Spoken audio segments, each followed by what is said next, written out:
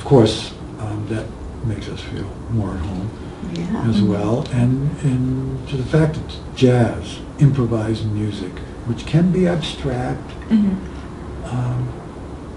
is received like that, made us feel at home. And so there's this theme that kind of evolves, like in terms of playing the music and in terms of doing some recording on the website, is to really play music that way that makes people feel, that helps people, but helps people to feel at home. So when they hear the music, we're surprised at how much people appreciated the fact that it felt soulful to them. And that soulful feeling made them feel comfortable. And it was a soulful, emotional kind of comfort. I like that. I think that's a good thing for music to be able to do. Yeah. And one of the powers that music has, the Music Club has a saying in its mission statement, something to the effect, the spiritualizing force of music.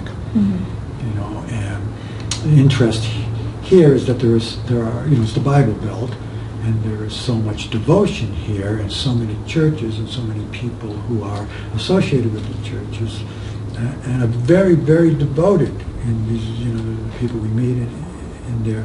And I see that, that playing the liturgical music, that sense of devotion that people have in the different services that they attend, is really very similar to the devotional feeling you would have when you just play music, and it's not necessarily Baptist or Catholic or Episcopal. You know what? It's just spiritual. There's a spiritual thing about music that can bring you very close into yourself.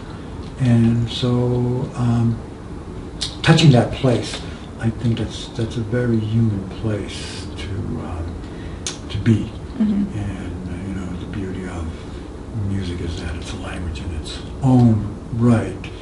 So it transcends a lot of, we're just talking about stereotypes or cliched things or all that. And you don't really have to think very much with it. You can just see what it feels like, and then what does that bring up in a person, what kind of feelings. So the idea that, you feel comfortable, you feel something resonant inside yourself from the music that feels peaceful or familiar, that's for me a good place to play music from, to have it be able to play for other people as a communication, because basically that's the same thing. I just do it with more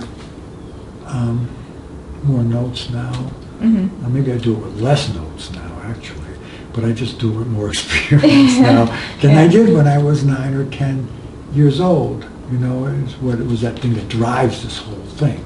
Well, there's some humanistic thing in us all. It's a common thing in there, and I think that's music can be very direct.